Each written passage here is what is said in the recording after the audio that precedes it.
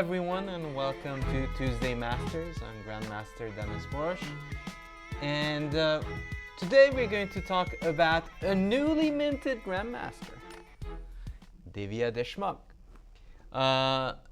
And well, she not only became a Grandmaster in a month, she also won the World Cup. In fact, it's sort of an inverse. She became a Grandmaster just purely by winning the event, with one event in general, which is unusual, because if you're used to it and if you know how chess works, it usually takes you 3 events to become a Grandmaster. But to be fair, this event actually took a whole month, as I said earlier, which is not the usual length of an event. So I do want to talk about this a little bit, how Deshmukh actually got and won this event. So one thing that is special about a World Cup compared to a normal event is usually like a week or so. And sometimes like tournaments are not even that long. Like you could actually play a 2-week tournament, but there are rest days, so you don't play every day. Compare that to a World Cup. This is like your typical knockout tournaments, like in tennis. It's very similar. So what she had to endure, and all the other participants who were playing and getting towards the final and moving towards the final, it's 4 rounds. Then you get to the semifinal and the finals. So you have to play 4 of those, but it's actually a match format. So you play round 1, but it's 2 games. So it's 4 times 2, and then you do the same thing again. Plus you have also tiebreakers if it's a tie. And of course, she had to play a couple of tiebreakers as well. How's this special? Well, it took a month, and it is also roughly like 12, 14 games, and I didn't even count the extra tiebreakers of Blitz and Rapid. So that's actually a much longer tournament. It's roughly like tournaments where they used to have like 20 rounds. So it's an insane amount of games that she had to play. So whenever anyone is talking and try to downplay it, there isn't really any other tournament, apart from the other knockouts, that actually amounts to this much chess for one single player. Now, have to give credit where credit is due. One of her coaches was Balogh Csaba, a Hungarian Grandmaster that I know personally, and a very good guy and a great coach, as you might have noticed, and you'll see because we're going to take a look at a couple of her games and her preparation. But I also wanted to go on a small tangent here and a detour. People were complaining how come she gets so much support from the government after this World Cup success she had. Well, first of all, she won the World Cup. So if you win events, you'll get support. But in order for you to get a lot of support, you have to, surprise, surprise, win events. So, of course, it's good to be sponsored, but you have to produce results to get there. And as we already mentioned, it was a month-long event. If something deserves a lot of credit, sponsorships and whatnot, well, this is it. And that's the same thing with the upcoming events with Grand Swiss and other World Cups that are coming up. And of course, the Swingfield Cup and Rapid and Blitz. You have to win these events. And if you win them, sponsorship will follow. But you have to win. I mean, I think this is sort of, in some sense, trivial. It's part of the way of a professional player. You have to win the big event. Now, back to her. So, of course, it's a very grueling event So I didn't just choose a game from the later rounds, that is the semifinals, finals, but an earlier one, because of course you have to beat your top opposition, but you also have to make sure you don't get upset early on. So let's get started. She's facing a Georgian opponent. So e4, nothing surprising. One of the most standard moves, e4, d4, are pretty strong. Knight c6, takes, and we're of course in the open Sicilian. d6, of course, e5 is the other very popular line, but d6 been gaining, which is the classical, and she's playing the Rauzer variation. Very, very well known and the strongest. Mine is sort of hoping to ruin the structure, which would sort of compensate for the lack of bishop pair. So e6, black wants none of this. Queen d2, a6, long castles, bishop d7. Okay, so, and I do this many times, so if you're new here, this will be something that you have to get used to. Of course, this is a well-known position for someone who's a professional, but I still want to ask you, what sort of moves would pop into your mind? For white, yes. F4. F4, yes, very good. It's one of the best moves and the main line. Bishop e2. Bishop e2 as well. Bishop c4. Bishop c4. So in general, there's always this dilemma. Usually, you either put this bishop out and you leave that bishop back. Combining the two is risky. I wouldn't say necessarily it's a mistake, because there are occasions when it works. But in most of the cases, it's very risky. Now, there are some typical ideas in Sicilians, and it's good to sort of get a hang of those because they're rarely ever wrong. Anyone, even in the chat, if you have an idea what do you think would fit in perfectly, what do you think it would be?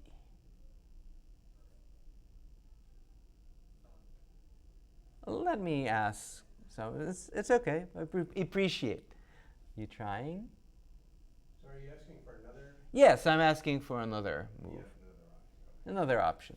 Well, although, f4 is completely fine. Bishop c4. g4 is very interesting. I've never really seen that idea here. Probably the reason they don't do it is because I can sort of question your bishop. And if the bishop moves away, I will be able to win the pawn. And that's a very juicy pawn to win. An interesting idea, though. If weren't for winning that pawn or forcing you to exchange the bishop, it could work. Yes, h4. h4 is also very standard. One of the things, though, with h4, it's very early. You're sort of showing your hands. You're kind of giving away what you're going to do. There's another way you can play, and it's a little bit more cryptic. Yes? I'm thinking of either knight b3 or king b1. Okay, you can only choose one. I heard you said knight b3, king b1. You can only choose one. Unfortunately, that's the rules of the game. King b1. King b1? Okay. Very good. I was going to say the same thing. King b1, very, very good. Knight b3, so you might have seen a bit of knight b3 moves, but in general, it just doesn't feel right. You don't want to move away your knight from these critical squares. Is it legal? Let's see. It definitely is legal, but if it's good, I'm not sure. And it feels kind of strange. Anthony says f3, and of course, f3 and f4, those are the big boys and big girls in this variation. Both of them, f4 is the main line, f3 is sort of what they used to do. and she actually played king b1. Now, king b1, as you may notice, and this is again preparation type of business, f4, f3, everybody knows those two moves.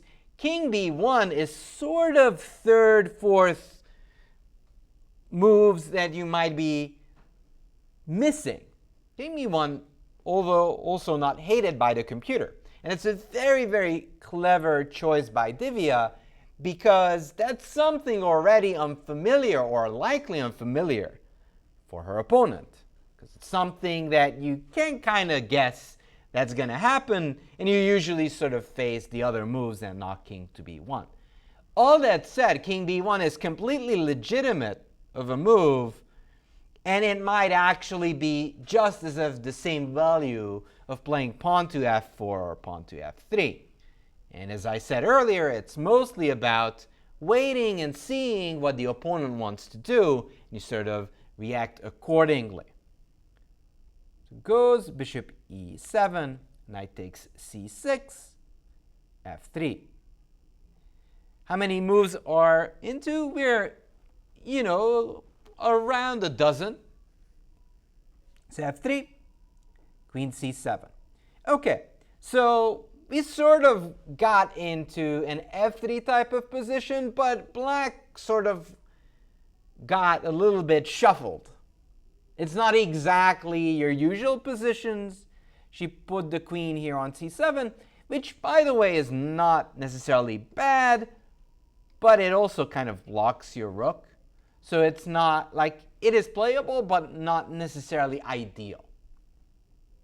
Okay, so we're sort of inching closer to the middle game and sort of distancing ourselves from the opening phase, and that's actually kind of a joyous part of chess, because you get to freestyle it and play moves that you'd prefer. So it's going to be more of your taste and not theory necessarily.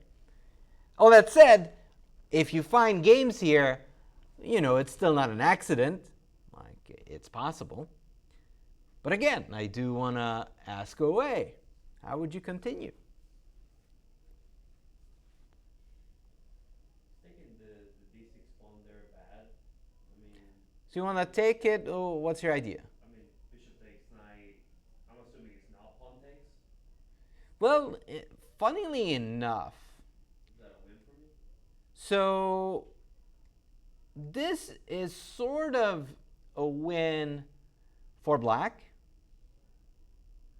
Because usually white does this, but then the pawn is already on f4. So if you push the pawn now, you sort of lost the move. Right. Also, sometimes black actually does this. Black can also go queen a5, or even just simply trade. And the very rare knowledge of the bishop pair compensating for one lacking pawn. Now, black can also sort of give away those pocket aces and just say, hey, I'm going to ruin your structure. So therefore, there's enough compensation already. But sometimes they even just straight up play with those two bishops, and you sort of took a pawn that's not worth a ton. Gotcha. Would that be different if f4 had been played instead of f3? Yes. So at least in that case, there will be some ideas of blocking the bishop. Yes, and also sometimes white captures here earlier, so there is no bishop here yet. So therefore, you kind of avoid the bishop capturing. So that's sort of an idea that they have. But oftentimes, black would even prefer to go into these endings. And these are actually fairly playable for black.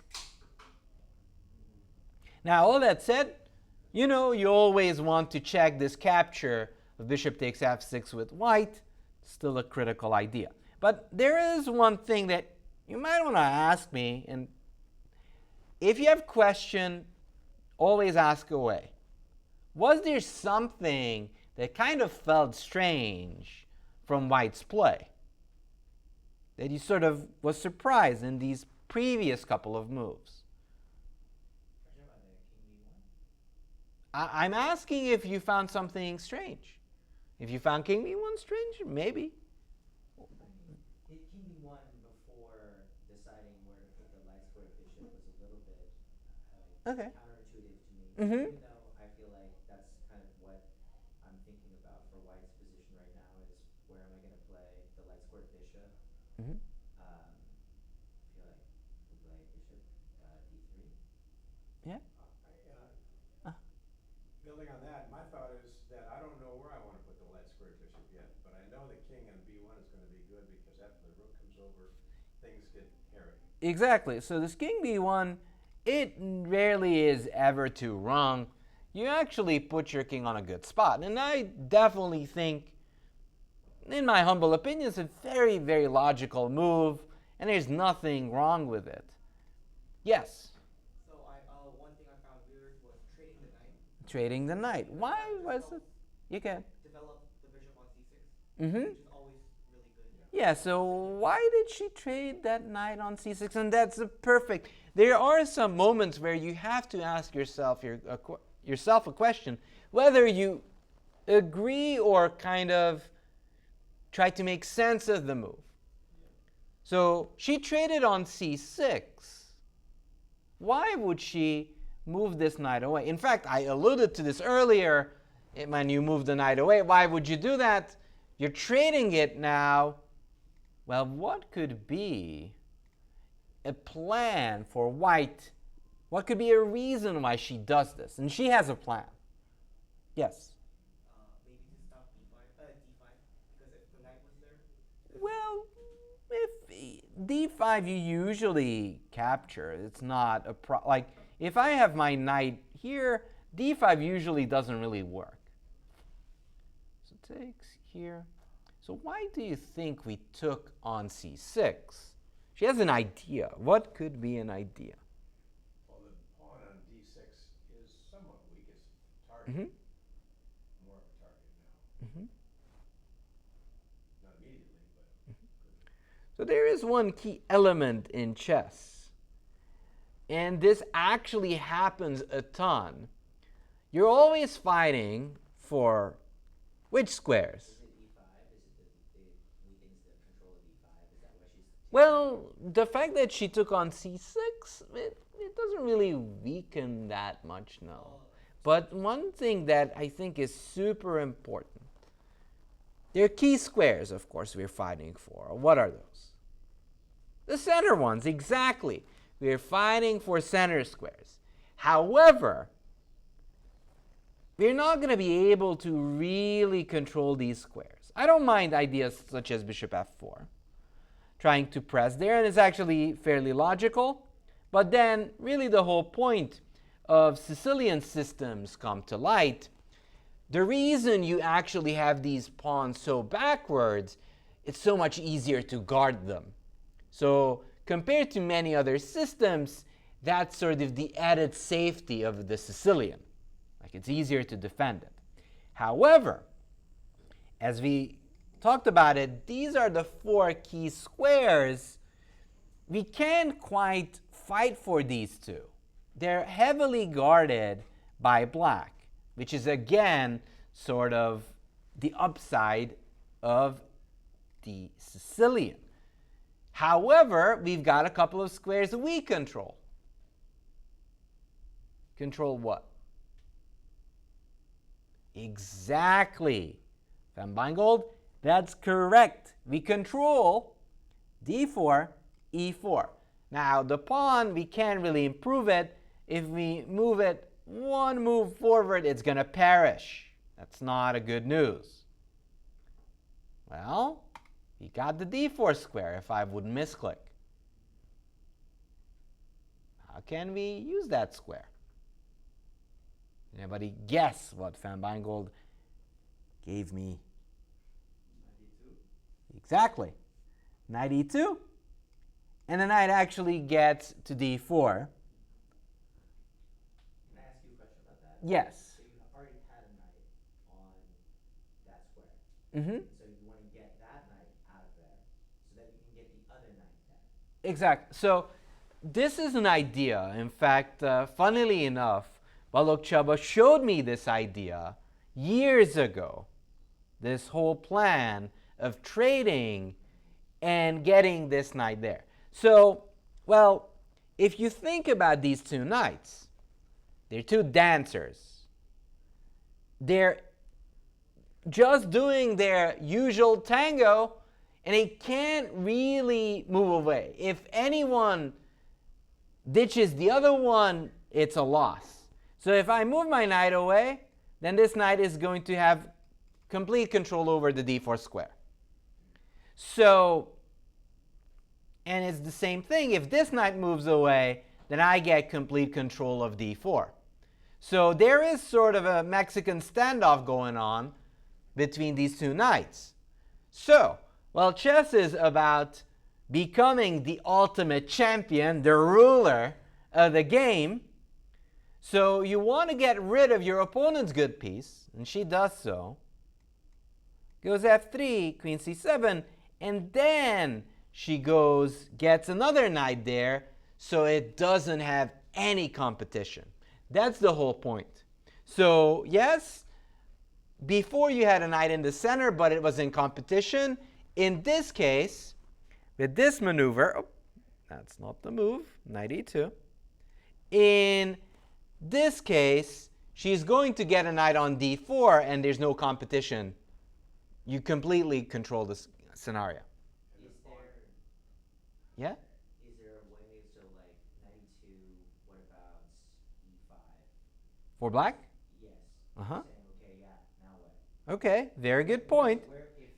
Yes, I'm curious if black were to do that. Great question. Second consideration for that knight. Great question. And I'm going to throw it back to you guys because this is actually super important. This is the question you have to ask. Well, okay, but they're going to go e5. Now, there is a bit of the Sicilian. Your pawns control key squares. Anytime you move any of those, you lose control.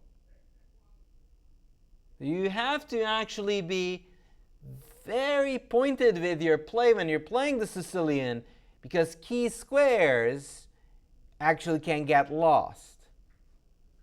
Well, the d5 square becomes weak all of a sudden. Yes, okay. Back to knight c3. Yeah. Uh-huh. Now, do we want a lot of trades on d5? On d5? On d5, yes. Do we want trades? No. Do we want a lot of trades? That's my question. No, not really. What do we want to achieve? So, we want to occupy that. Well, in order to occupy it, we occupy this. There is still competition, see? Like the knight, the bishop. How can we get rid of all competition? Very good. So takes knight c3. Knight d5, let's say castles.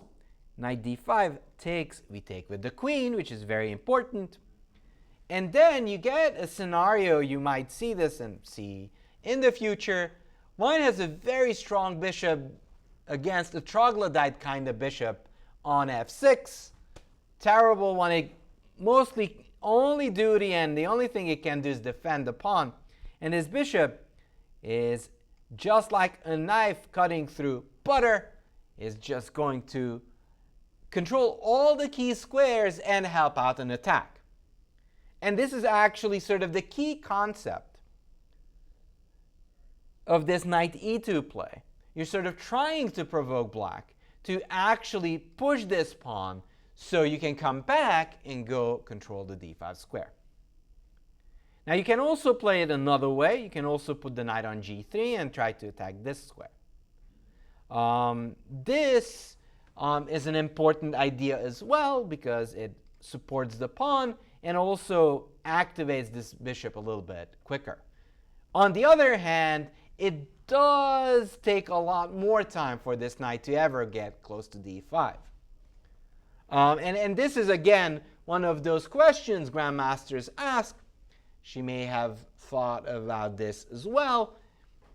Well, do I want to get the d5 control quickly, or Do I want to get my pieces on the right spot? Just get my pieces out.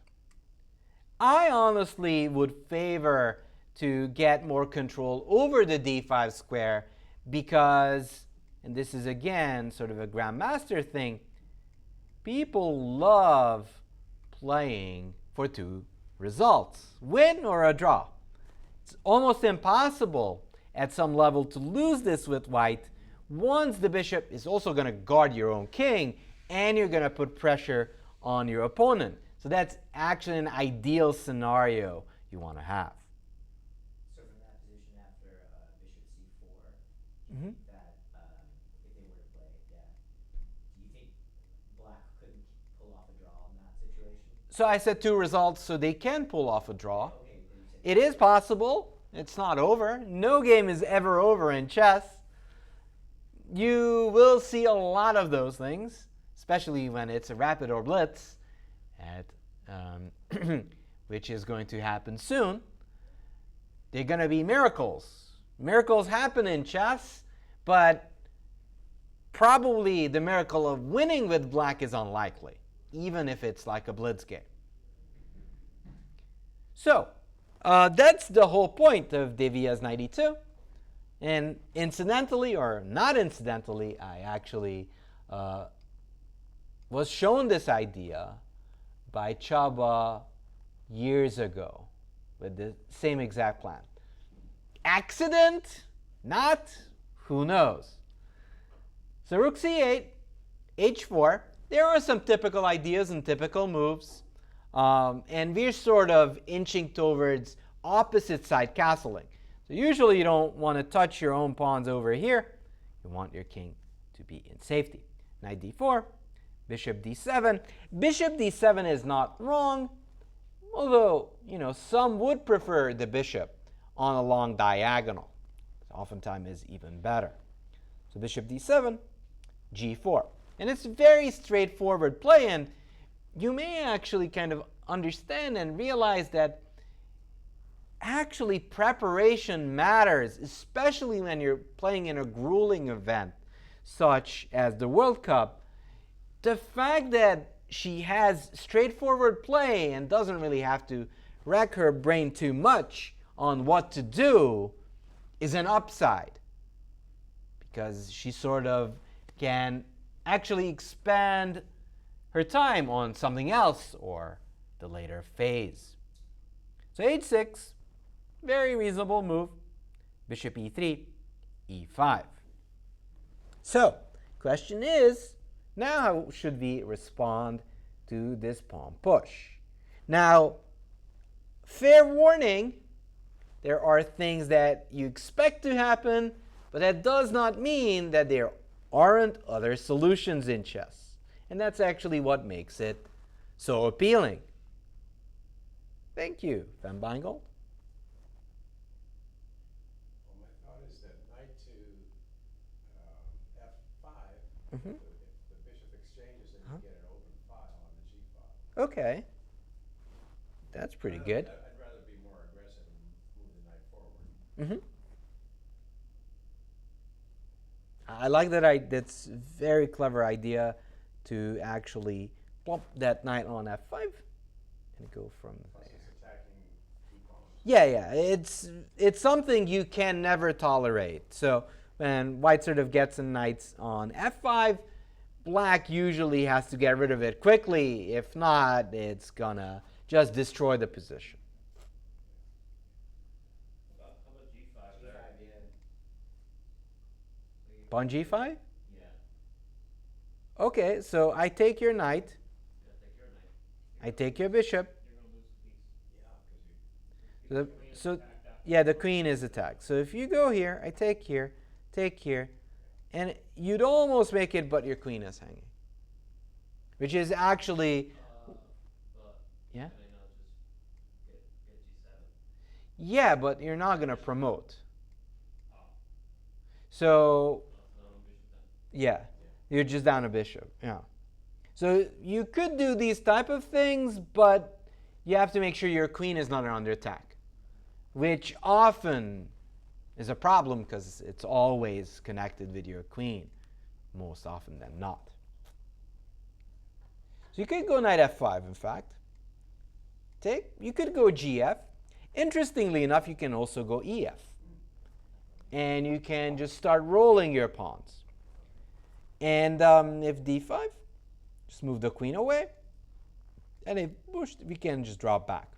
You will be defending from the sides. And then eventually, you're going to start rolling. Just a disclaimer, you don't want to start pushing that g pawn too early, because this trick is something you have to deal with first. You have to put it on a defended square so you can get ready to push. And in fact, this would have been an incredibly good position for Divya, even though what she does is also completely fine. And to be fair, whenever you're looking at the computer, it's completely different to what is comfortable for you to play. This is legitimately scary looking when you're playing white, but it turns out that black has really no way of punishing you. They get a knight on d5, but they never come close to you. And especially once she gets the bishop on d3, next to the charger pawn, you're good. There's no way you can undermine that bishop. And once I start rolling, it's almost GG, game over. But okay, again, this is sort of like hindsight 2020. She goes knight e2, and she sort of goes back, reverts back to the same plan, as you'll see. Knight c3. And this is actually a very typical position. You don't really get to do this in like a Najdorf, but in this classical Sicilian, this does work. White has enough time to sort of lure black, Divya lured black, to go e5 and d6. Just get the knight over there. Yeah, but now the Queen difference is that the knight on f6 is still there. That is true. But you also have to look things from a dynamic perspective. It's true that the knight is not under pressure anymore. So for that reason, let's just stop here and consider a couple of details. Yes, black achieved getting the bishop on e6, knight on f6, but what did we achieve along the way? Gain space on the king side. Okay, we gain space. So we have to look from a dynamic perspective. Yes, we gain space, but what is our goal with that expansion? Yes. Our knight can jump to d5, but their knight can't. Well, yeah, but we're sort of talking a little bit more about our expansion on the king side. What are we trying to do with that? Yes, of course, our knight does want to eventually get to d5, but what is sort of the whole point of pushing those pawns? The G5. Exactly. G5. Exactly. You have the So, bishop, and then so the reason we sort of dropped this bishop back, the reason Deshmukh put the bishop back to e3 is that she wants to now go for this g5 break. Of course, defend your bishop first, or move your bishop and then go g5. And that's sort of the whole point of sort of luring black to go pawn to h6. So there is this little bit of a hook you can go after. So even if the knight moves away, you can start winning pawns or opening up the position. Not to mention, sometimes this pawn actually rolls up to g6 to undermine this bishop. Because this bishop is sort of the same thing that I talked about with the c2 and d3 bishop. It's a charger pawn. It powers that bishop over there. Once that pawn is gone, the bishop is loose. Queen a5, and here comes the real question: how to respond. Because unlike people who say, oh, I'm playing XYZ rated player, let's say an amateur, national master, master, grandmaster, doesn't really matter. You do have to treat your opponent's threats with due respect. If you don't do it, you can easily get punished. What do you think black wants? He wants to push b4. Mm-hmm. On a2. Mm-hmm.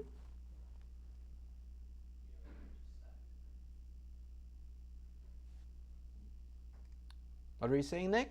Or even just sack the rook through it. Yeah. That's a rook, so Yeah. So rook takes, but yeah. So rook takes is something. You know what? I'm not gonna say anything yet. I'll let you decide what move you want to play. I'll explain my thoughts a little bit later.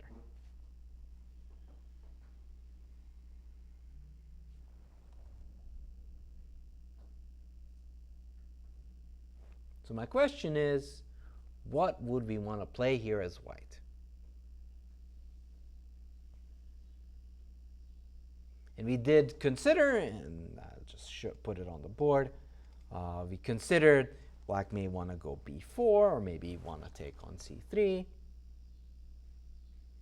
And prophylaxis points out correctly, if they take, they may even win the a2 pawn as well.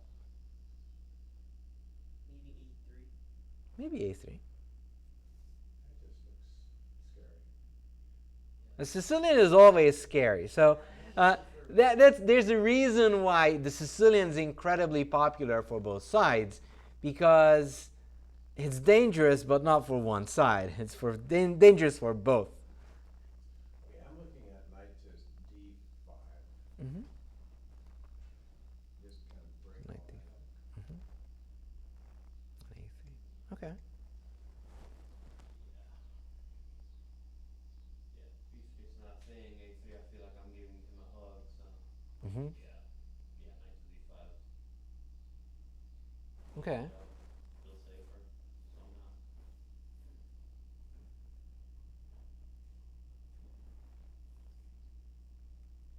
Anyone wants to chime in if they want to play a3 or knight d5? If you have a different idea, that's also completely welcome. I like A3 So you more than I like A3 more than a3? Okay. Why though?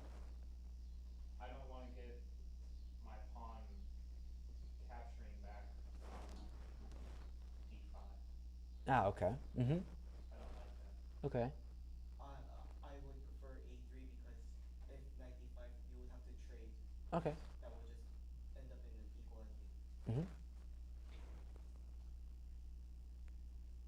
No, that wouldn't happen.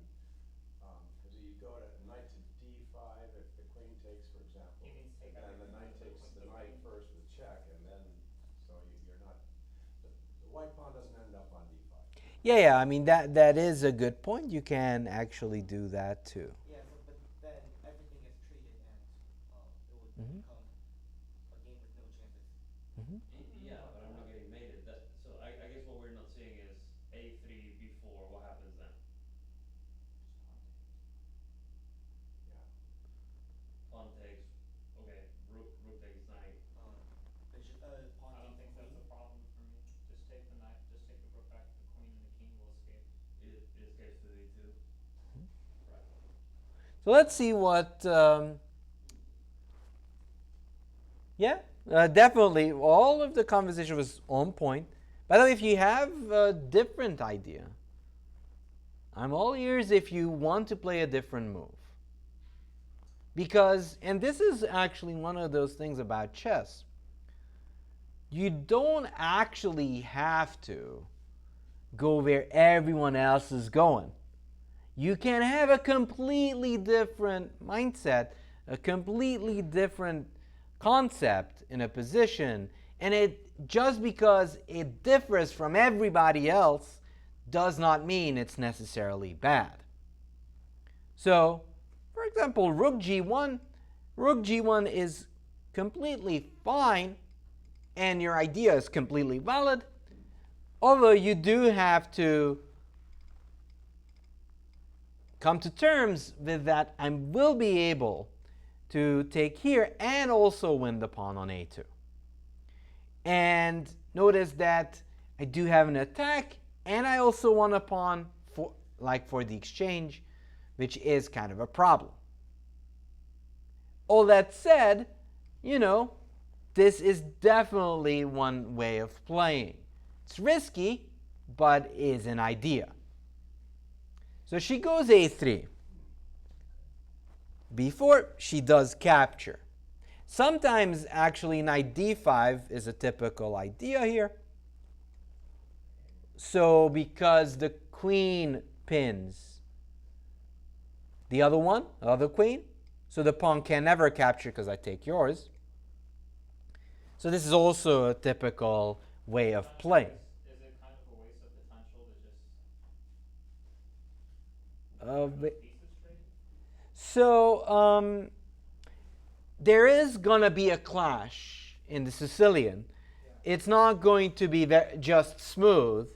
There will be moments where you'll have to sort of fight your opponent off, and that's sort of the whole point of her play. She wants to get that knight onto the d5 square. Sooner or later, you may not like to trade on d5, and I'm with you. It's not necessarily what she wants, but you'll see what she kind of accomplishes and what's sort of a difference. And I'm going to point that out in a moment. Now, you might be considering taking, but just because they give up an exchange and trade queens, if there isn't something concrete, if there isn't really a breakthrough for black, it's still giving up material for not much. So there is, a way, and we love sacrifices. Who doesn't? But this is just not enough. And the two bishops are. Yeah, and it's just not enough. Black can sort of pretend that there's something, but objectively it's not enough to do that. So you can, pretend that there is something, but objectively I don't think it would be sufficient. Now, so b4 takes, knight d5. The legitimate question pops up, well, this is an ending. What's the difference? There is one difference, and Divya actually spotted that correctly. This is remarkably different to going like knight d5 now and do this. I'm even losing a little bit of time with black, but it practically doesn't matter. And the difference always is structure.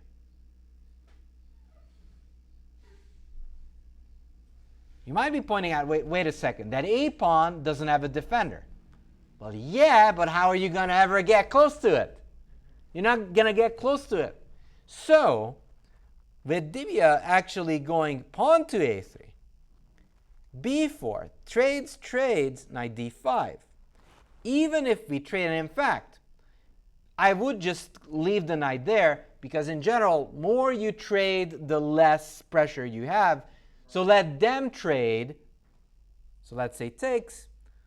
Let's say they take here, and look at this. My bishop actually fires away from its initial spot, immediately hitting the a pawn. And this is completely different from the previous position we saw, because Divya actually has targets. In a previous position, there's no target. The only target you had, it was covered by the b pawn. And this is, again, sort of the depth of chess. This is the difference, the profound difference between an average player and a grandmaster player. You see the nuances. You actually notice that now actually there is something. It might not even mean it's going to be a win, but is this something to play for? Is this what happened? It's not what happened, but something very similar.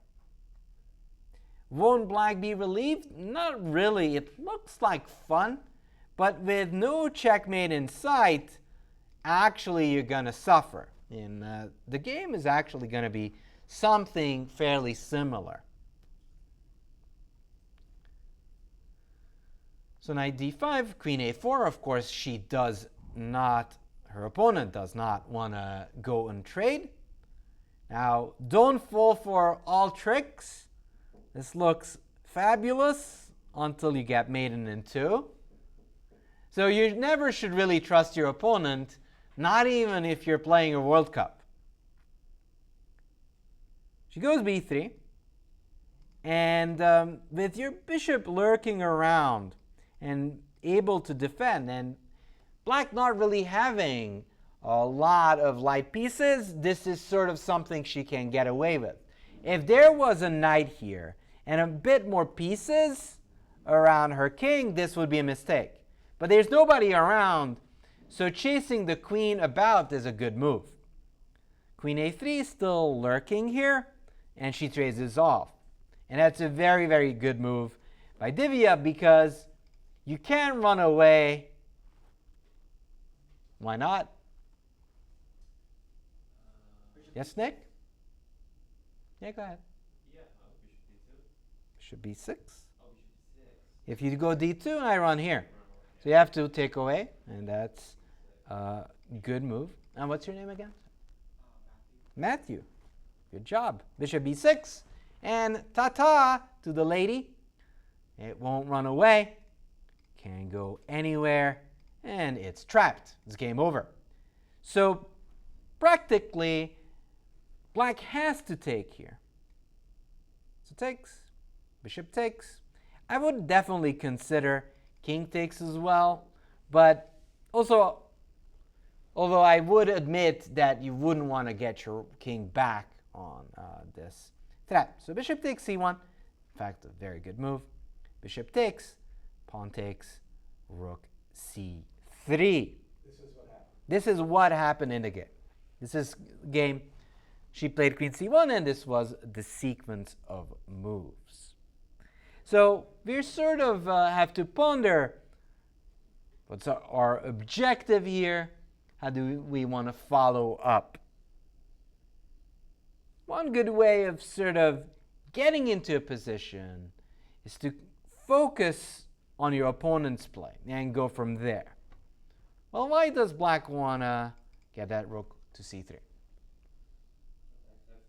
Yep, they're going after f3. Oh, let me fix that. Yeah. Maybe. Never mind. Oh, go ahead. Just speak your mind. I was thinking it didn't make sense because you block off the rook from. Oh, please give me the move. But Don't self-censor. bishop e3. Here? Or here? E3. This one. I'm sorry, e3. d3. Yeah, you're right. But it blocks off the rook. Yeah, so unfortunately you dropped the pawn.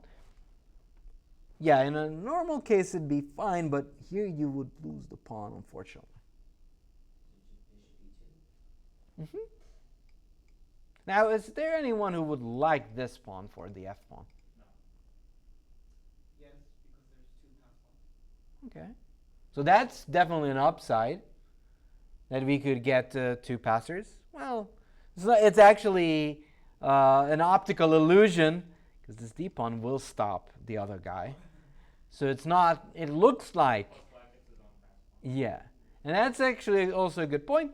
Even if you take here, they take this one, and they also, well, first of all, there is this e pawn running down, and also lots of messiness. So she goes with bishop e2, and one of the ground rules and critical things in really good positions you get is to not complicate matters. Why?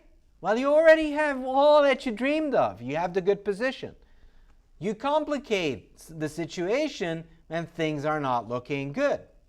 So it absolutely makes sense for her not to take any extra gamble or risk in the position. So castles. She goes g5, because why not attack the king whenever you can? And that's the whole point of her play. And that's, again, sort of one thing that I really like when people do this. You follow through with your plans. Yes? Oh, it was rook c3 the most accurate move for black, for going after that f pawn. Yeah, so rook c3 is the best practical try for black. White, by all means, is better anyways. Okay. Because white has the two bishops, more space, some targets, and these pieces are not particularly good. So black sort of made a concession, a big concession, with this pawn to e5 move. And Divya is just exploiting that. So castles g5. And what I was about to say is that her play is very straightforward, follows through with her own plans, and that's very important because that's sort of the way of improving. So g5, knight h5. So again, you have to sort of remember your opponent does not trust you, and they're always looking for a dirty, dirty little trick. What does black want to do? They want to go hop in there.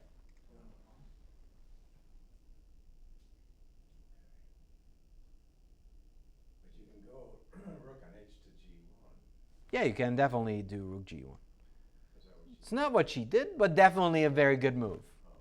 So there's sort of the thing. You don't necessarily just want to take without paying attention. You want to sort of, deal and follow your opponent's plans. She takes the pawn because, yes, this looks fancy, but sort of introduces this idea of going backwards, skewering the rook and knight. Now also notice that, again, like taking these pawns, they're risky if the queens are still on the board and you might get checkmated. No queens on the board, and she has this bishop that is possibly going to cover most of the critical squares. So takes the pawn, rook h3, which is a funny little move by her, but it does protect the pawn.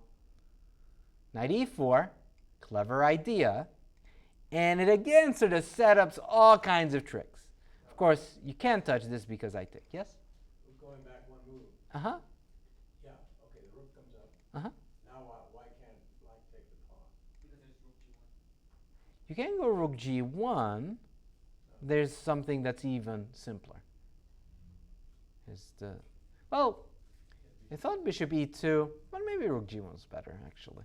Yeah. When I think about it, rook g1 might be better. Oh, no, Because, there's knight e2. well, yeah, but the knight is going to get near trapped because I'm taking your escape square. Yeah, all right. This is actually better. What you're saying is even better. Yeah, so, the rook and knight is in the dragon's lair. It's a bit risky. The opponent goes knight e4. So we want to untangle, and she actually does successfully. Can you guys do it?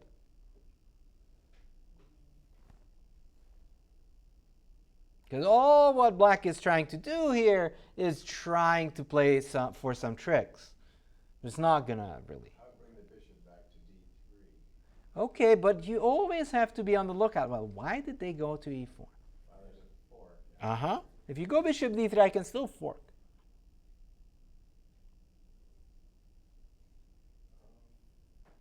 Yeah, I see.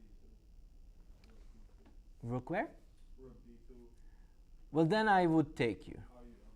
But no, that's sort of the direction. Well, you can do that. I mean, I would just move my rook.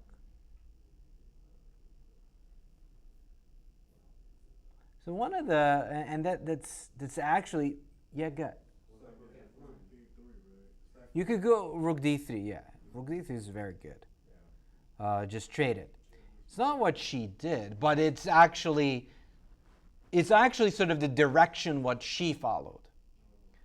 She actually went rook to e1. It's practically what you did, just move out of knight f2. And that's actually one of the best ways, and you kind of notice your opponent's trick, just step out of it. You just step out of that whole idea, and then know like this knight is completely useless there. And she's also putting pressure on the knight and just chasing it away.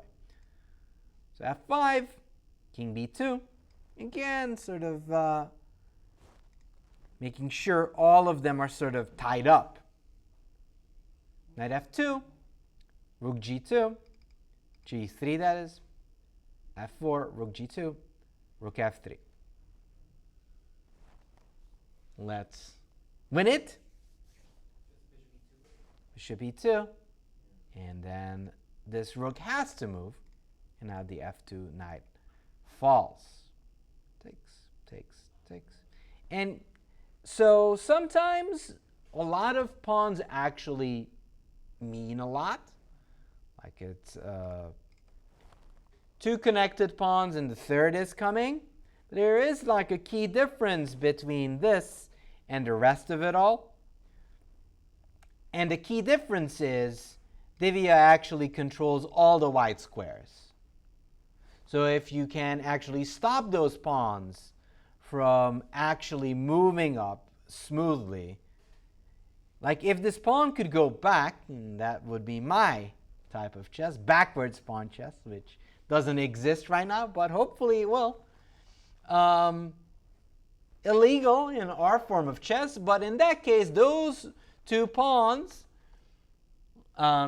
they would actually stop and put pressure on the bishop, could actually fight back against the white squared bishop. But here you don't have that. And Divya actually starts controlling those key squares, blockade them, and there's just no way through. And once those pawns can't move forward, it's game over technically. But let's see how she finishes it up. Rook h1. Of course, you sort of want to move away from those threats. Bishop e4. And this is why it's sort of game over. Those pawns are too rigid. Bishop b6, rook f3. Your up material trade. Rook takes f4, and that's again, so it's good to have good preparation, but then again you have to spot all them tricks and have them play a good game. And Divya actually execute that flawlessly. You take this, but then I take your rook. So takes, check, takes that pawn. Now you don't even have anything for the piece, so it's just a matter of time that you lose. Black hopes to trap the bishop, but you can't really trap it. You may give a spite check, but it don't matter because I'm going to go rook f1. And once I do, I pick up this pawn and my bishop does the Houdini act, escapes from Alcatraz. What if the rook goes to h8, the black rook? Still rook f1. Yeah, I still check you. Yeah. And the thing is, yes, I can take here, but first I move my bishop away with a check, and then I can take. And even if you do this, and then I again check, and I just untangle slowly and just wriggle out with my bishops. So,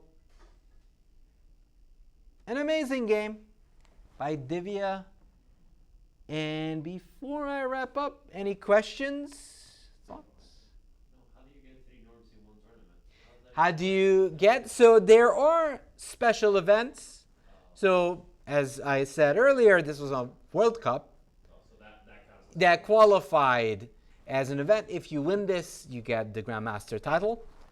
And even if you think about it, if you play, 9 times 3 events, even here, she played for a month, so she has roughly, like 12 plus games played, so that is roughly around that amount. Yes?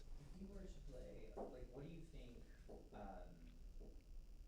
Black should have maybe done here with this knight e2 idea? Would you have played it differently with the black? No, I mean, definitely e5 was a mistake. The only thing that Black could have done is try to avoid getting aggroed by this knight maneuver and try to keep those pawns on e6 and d6, the usual Sicilian concept. In other words, like, so after knight e2, you would have refrained from playing e5. Yes. So that was something that she sort of felt for that provocation, and then Divya actually succeeded in punishing that. All right, thank you so much for coming. And appreciate all for tuning in. A question on the rapid blitz. Uh-huh.